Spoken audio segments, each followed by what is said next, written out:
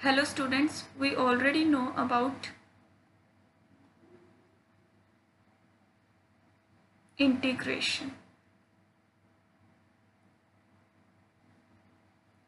We have some standard results to follow to solve the integrations. For example, x raised to power n dx is equals to x raised to power n plus 1 upon n plus 1 plus c. Integration of sine of x dx is equals to minus cos of x plus c. Okay, integration of e raised to power x dx is equals to e raised to power x plus c, and so on. Many more results. But what if we have an integration of kind sine of e raised to power x into e raised to power x dx? How can we solve that? Do we have any kind of standard result which can solve this integration? Answer is no. We don't have any kind of standard results. So what we have to do is we have to find the methodology that can solve this kind of integration, and our methodology is integration by substitution.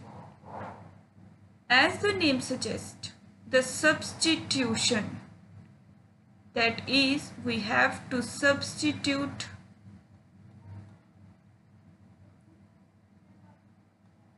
the function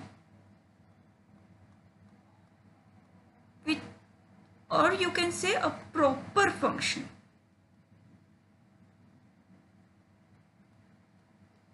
with some another variable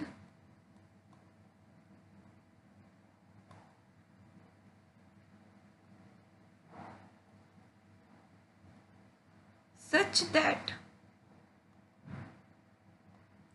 our given integration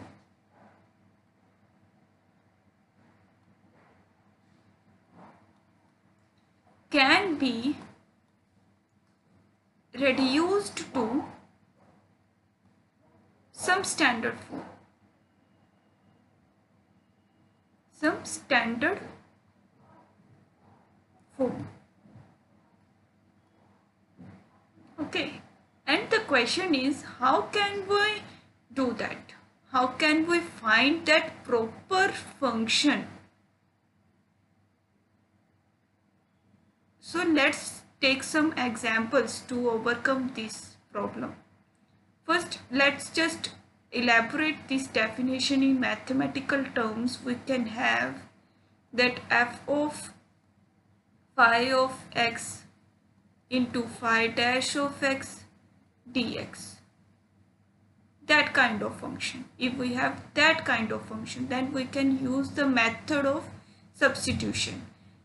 And this function says that if we have a function of another function, which is, let's say, phi of x, and we have in multiply the derivative of that function, phi dash of x dx, then what we can do is we can just substitute phi of x with some another variable t, such that our dt is phi dash of x dx. That is the function sitting over here. And our integration will reduced to f of t dt, which is much simpler integration than this. Okay, let's try to solve an example.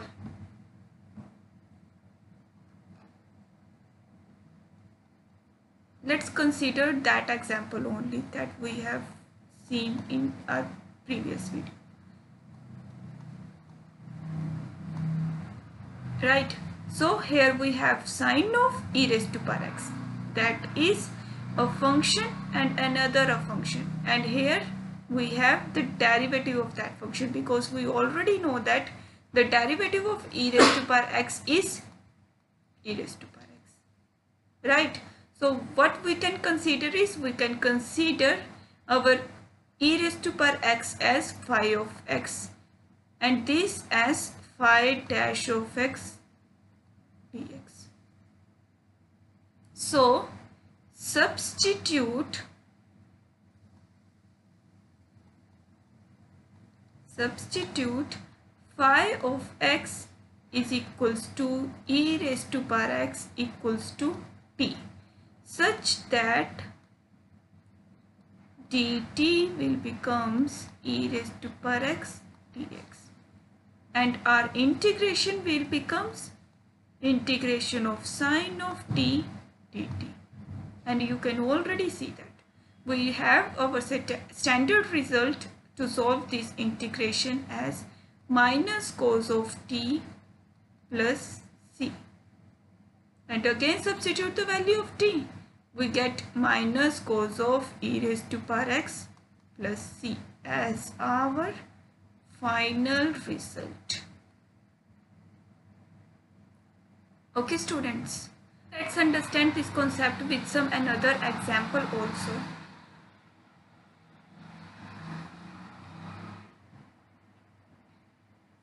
Our next example is integration of sine cube x plus 5 sine square x plus 2 sine x plus 3 and multiplied by cos of x dx, right? So just observe that function. What we have here, we have sine of x and its derivative sitting with dx. So just simply substitute phi of x is equals to sine of x is equals to t, such that our dt will becomes cos of x dx, right? So our new integration will becomes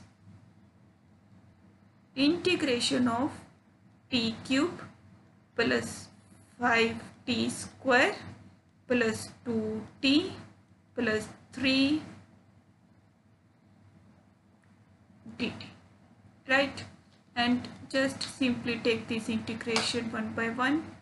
We have t cube dt plus 5 of t square dt plus 2 of integration of t dt plus 3 into integration of dt, and apply the formula integration of x raised to power n dx is equals to x raised to power n plus 1 over n plus 1 plus c, right? So what we will get is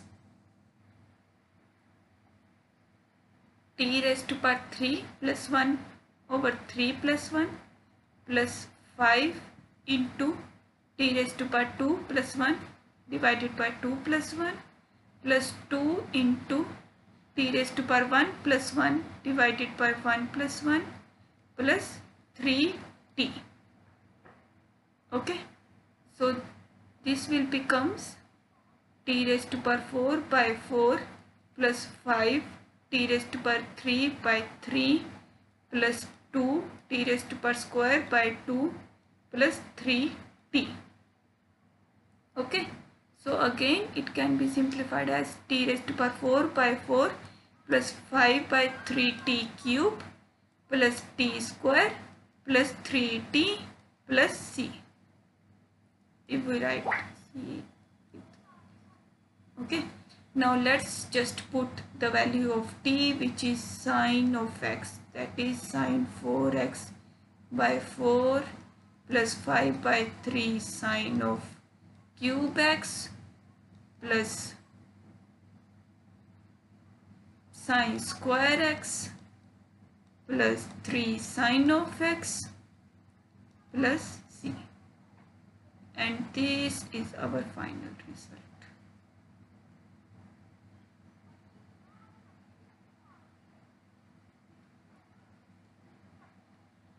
Simple. You can see that by using this method of substitution, which says substitute the value of phi of x such that our integration can be reduced to the simple form, we can just have our integration results, which can be derived simply by following the rule of substitution. Okay.